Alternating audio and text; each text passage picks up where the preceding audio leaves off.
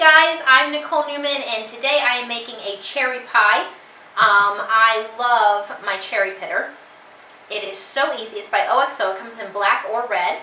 Has a little lever you can pull to lock. It stores a little smaller and then you just pop it open and you can get ready to do your cherries. It's really easy to clean up. I've never really had any problems with it.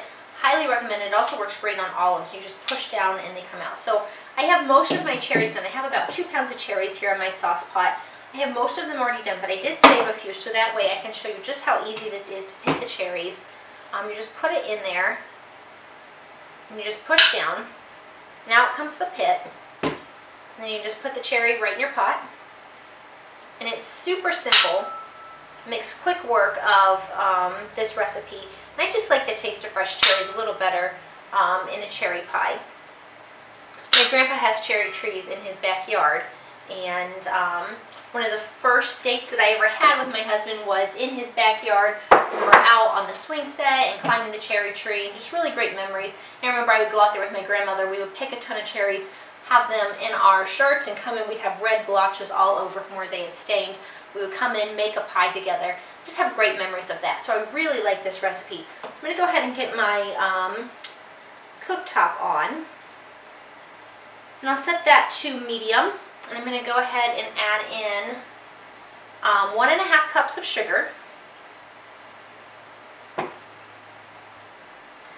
And I'll let that just kind of melt down. The cherries are going to create their own natural juices and kind of help add the liquid to this. The sugar is just going to help bring that liquid out. So we'll let those melt down and get nice and juicy, and that's going to be our pie filling. Alright, so I've got my cherries melting down. To this I am also going to add just a little bit of almond extract, about 1/8 of a teaspoon. And that's completely optional and up to you. You don't need much. I'm also going to add a little bit of Amaretto Liqueur. I have about 3 tablespoons here that I'm going to add into that. That's just going to add a little more liquid to it and a little more flavor.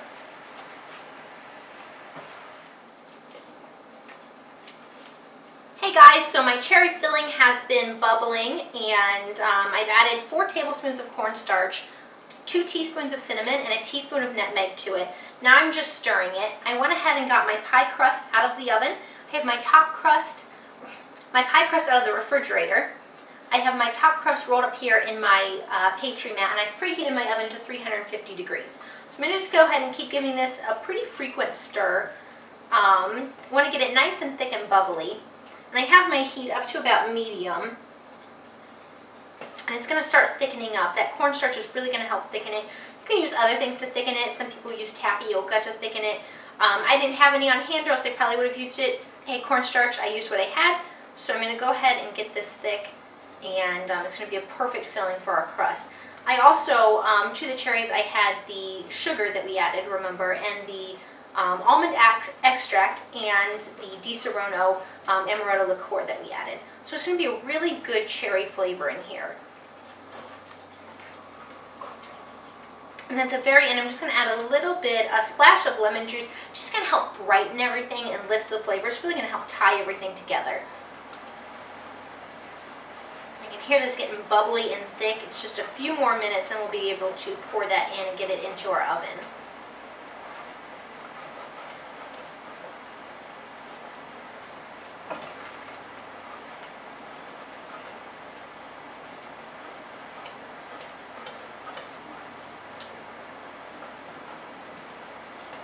And it's really about using all of your senses. I can see that it's bubbling, I can hear it, and you can smell it getting really fragrant. You can see the steam pouring off the pan. You can see it's getting pretty bubbly in there and really thickening up beautifully. So we're just going to give it a few more minutes, let it thicken and reduce a little bit. That way we have a nice cherry pie. It's going to really concentrate the flavors and be delicious. Alright, so I'm getting pretty thick here. It's bubbling nicely. Lots of good flavors and smells going on in here. I can really smell that cinnamon and that cherry flavor. So I'm going to go ahead, I'm going to turn this down to a simmer. Just let it thicken up just a touch more. In the meantime, I'm going to add about a capful, it's about a teaspoon of the lemon juice. Just going to help brighten everything.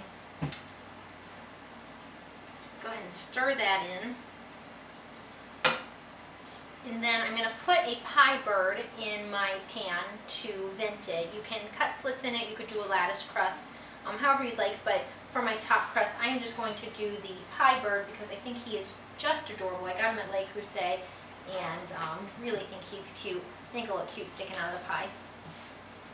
And go ahead and turn this off. Got a nice thick filling here. I'm going to pour it into my pie.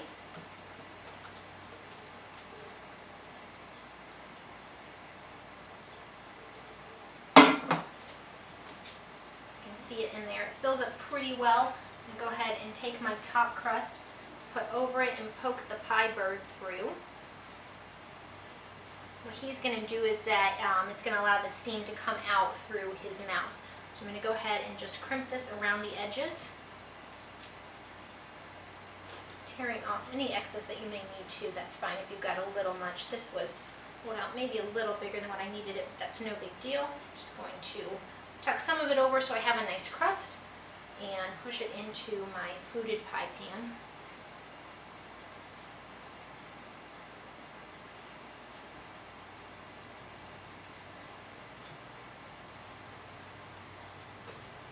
Alright, and then I have a little bit of melted butter here that I'm going to brush on top of the crust. That way it has a nice golden color. Really helps with the presentation of the pie. Certainly not necessary, but I just really like to do it. You could also use an egg wash. That would give you a really golden color. Just like the flavor that the butter gives. I'm just going to grab my pastry brush here. Just kind of brush it all around the top of this pie.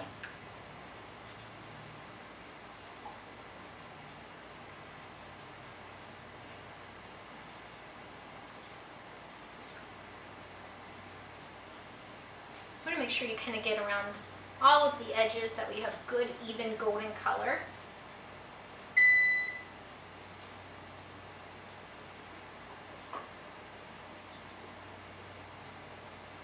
Get around our pie bird here. And then I'm going to go ahead and get this in the oven, set to 350.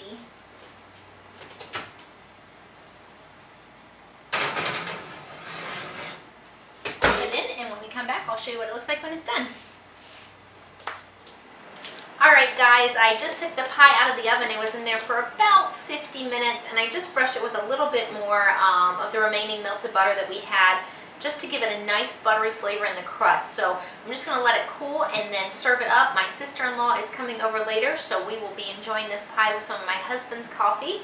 And alright guys, my pie has been cooling for a couple of hours, and I'm just going to go ahead and give this a try. Got a nice flaky crust. My filling is nice and gooey, helps set up from all that cornstarch that we added. And I'm going to go ahead and just give it a try.